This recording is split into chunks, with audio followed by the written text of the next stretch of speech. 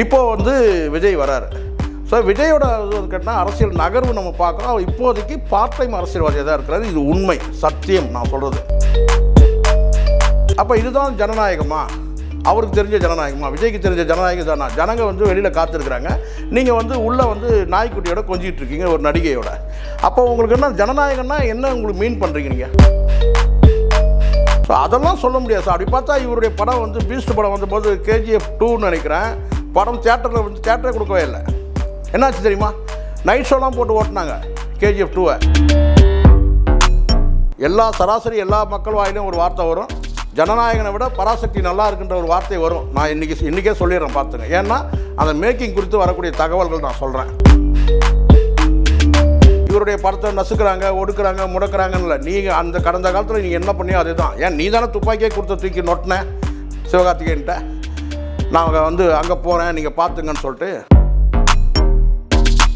நான் யூடியூபருங்கிட்டனா 10 பேரை அடித்து பேசிட்டு யூடியூபர் ஆகலை. நான் அடித்த 10 பேருமே யூடியூபருக்கு தான். அதில் 3 பேர் இவங்க மாமனுங்க. சார் வணக்கம் சார். வணக்கம் முருகன் சார். வணக்கம். சமீபத்தில் ஒரு சில மக்களோட நானும் பேசும்போது என்ன சொல்கிறாங்கன்னா, இந்த நடிகர்கள்லாம் கட்சி ஆரம்பித்து வந்து இருக்கிற நல்ல பேரில் கெட்டுட்டு போயிட்டாங்க அரசியலில் அப்படின்ற மாதிரி சொல்கிறாங்க. இது விஜய்க்கும் விதிவிலக்கு இல்லை அப்படின்ற மாதிரியும் சொல்கிறாங்களே சார், இது நீங்கள் எப்படி பார்க்குறீங்க? இல்லை, இது வந்து நீங்கள் முதல்ல ஃபஸ்ட்டு எம்ஜிஆர்லேருந்து நீங்கள் எடுத்திங்கன்னா, இந்தியாவில் வந்து அரசியல் கட்சி தொடங்குனவர் வந்து பார்த்தீங்கன்னா எம்ஜிஆர் தான் சார். எம்ஜிஆர் வெற்றிகரமாக வந்து முதலமைச்சராக ஆனார். அதுக்கு பிறகு NT ராமராவ் வந்தார். ஆனால் புகழோட உச்சியில் எம்ஜிஆர் கடைசி வரைக்கும் இருந்தார். ஆனால் NT ராமராவுக்கு வந்து கடைசி காலத்தில் ஒரு சரிவு ஏற்பட்டது தன்னுடைய மருமகன் மூலமாக.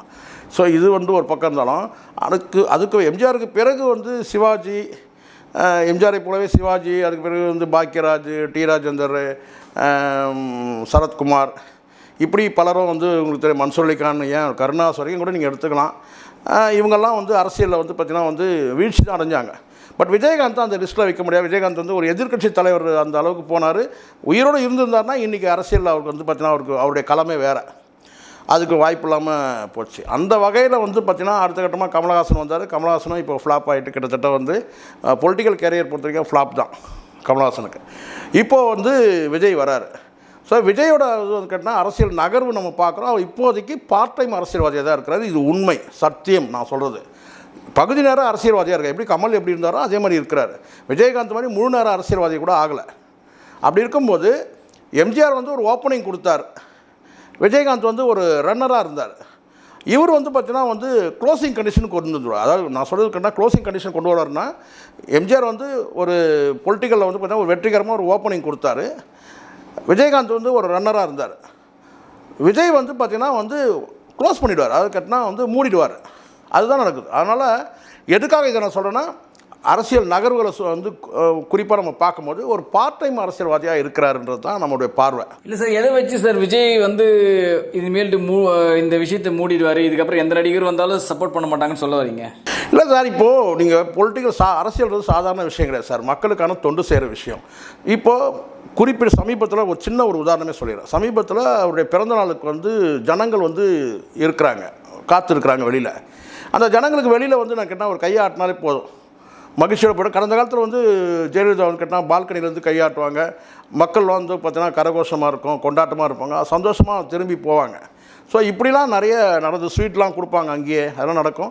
எம்ஜிஆரும் கிட்டத்தட்ட அப்படி தான். எம்ஜிஆர் வந்து கட்சி ஆஃபீஸ் வந்து நிற்பார், அங்கே வந்து தொண்டர்களை சந்திப்பார். பிறந்த நாள் அன்றைக்கி வந்து கேட்டால் வந்து தொண்டர்களை சந்திக்கிறதுன்றது வழக்கமான நடைமுறை. எல்லா அரசியல் கட்சி தலைவரும் அதை செஞ்சுருக்கிறாங்க. ஆனால் விஜய் வந்து பார்த்திங்கன்னா அங்கே எங்கே இருந்தார் அப்படின்னு ஒரு கேள்வி முதல்ல.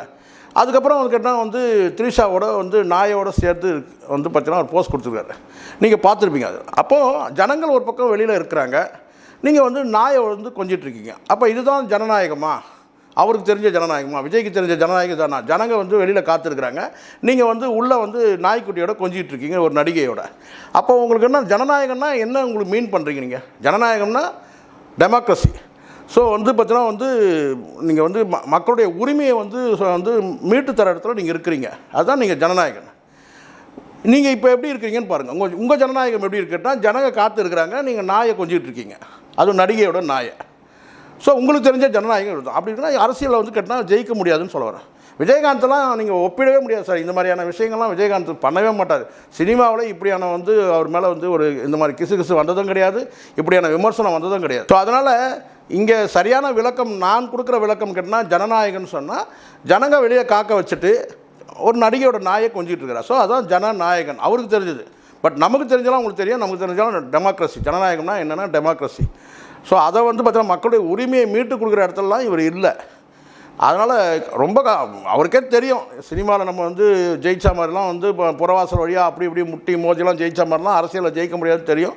இனி வரும் காலங்களில் பதில் சொல்லப்படும். அது வந்து வர ஜனவரியிலே தெரிஞ்சிடுமே, ஜனநாயகன் ரிலீஸ் அப்போ தெரிஞ்சிடும். சார் இப்போ என்ன கேள்வி கேட்க தோணுதுன்னா, ஜனநாயகன் படம் ரிலீஸ் ஆகிற அன்னைக்கு தான் சிவகார்த்திகேயன் அவருடைய பராசக்தி திரைப்படமும் கார்த்தி அவருடைய சர்தார் 2 திரைப்படமும் அதே தினத்தில் வெளியாகும் அப்படின்ற மாதிரி வந்து செய்திகள் வந்துட்டுருக்கு. இதை பார்க்கும்போது என்னென்னா ஜனநாயகன் திரைப்படத்துடைய வெற்றியை தடுக்க நடக்கிற சதியோ அப்படின்ற மாதிரி கேட்க தோணுது. அப்படிலாம் சொல்ல முடியாது சார். அப்படி பார்த்தா கடந்த காலத்தில் இதெல்லாம் எப்படி சார் அப்படி சொல்ல முடியும்? படங்கள் தொழில் சார் இது. அப்படி பார்த்தா இவருடைய வந்து பல படங்கள் நம்ம சொல்ல முடியும். இதே சன் பிக்சர்ஸ் வந்து பார்த்தீங்கன்னா வந்து சர்க்கார் படம் எடுக்கலையா, இல்லை அதுக்கு முன்னாடி வந்து பார்த்தீங்கன்னா வந்து பீஸ்ட் இல்லையா, அதுக்கு முன்னாடி வேட்டைக்காரன், இன்னும் எத்தனையோ படங்கள் தெரியும். இந்த மாதிரி எத்தனையோ படங்கள் சன் பிக்சர்ஸ் வந்து ரிலீஸ் பண்ணியிருக்காங்களே. சன் பிக்சர்ஸ் யார்? ஸோ அதெல்லாம் சொல்ல முடியாது சார். இது வந்து தொழில் சார், இது முழுக்க. அதில் வந்து கேட்டால் வந்து இவரோட வந்து சின்ன நடிகர்கள் தானே சிவகார்த்திகேயன். இவர் தான் பெரிய சூப்பர் ஸ்டார் ஆச்சு. இவரோட சின்ன நடிகர் தான் வந்து சிவகார்த்திகேயன். இவரோட சின்ன நடிகர் தான் வந்து கார்த்தி. ஸோ அதெல்லாம் சொல்ல முடியாது சார். அப்படி பார்த்தா இவருடைய படம் வந்து பீஸ்ட் படம் வந்தபோது KGF 2ன்னு நினைக்கிறேன், படம் தேட்டரே கொடுக்கவே இல்லை. என்னாச்சு தெரியுமா? நைட் ஷோலாம் போட்டு ஓட்டினாங்க KGF 2-வை. அப்போ அது அதிகார அத்துமீறல் இல்லையா? உனக்கு நடந்தால் மட்டும் வந்து பார்த்தீங்கன்னா அது இனிப்பாக இருக்குது இல்லை? உனக்கு அதை சொல்லுவாங்க பார்த்தீங்களா, உனக்கு வந்தால் ரத்தம், மற்றவங்களுக்கு வந்தால் தக்காளி சட்னியா? சொல்லுங்கள். அதெல்லாம் வந்து இது வந்து தொழில் முழுக்க. முதல்ல இன்னொன்று சொன்னாங்க, இந்த டான் பிக்சர்ஸ் வந்து இந்த பிரச்சனையில் மாட்டும் போது கேட்டால் அவ்வளோதான் பராசக்தின்னு சொன்னாங்க. இன்றைக்கி வந்து பராசக்தி வேறு லெவலில் ரெடி ஆகிட்டு இருக்குன்ற மாதிரி தகவல் இருக்குது. கூடுதல் வந்து பார்த்தீங்கன்னா வந்து ஃபண்டு இறக்கி பெரிய லெவலில் ரெடி ஆகிட்டு இருக்குது. படமே வந்து ஜனநாயகன் எதிர்பார்க்க சராசரி எல்லா மக்கள் வாயிலும் ஒரு வார்த்தை வரும், ஜனநாயகனை விட பராசக்தி நல்லா இருக்குன்ற ஒரு வார்த்தை வரும். நான் இன்றைக்கே சொல்லிடுறேன் பார்த்துங்க. ஏன்னா அந்த மேக்கிங் குறித்து வரக்கூடிய தகவல்கள் நான் சொல்கிறேன்.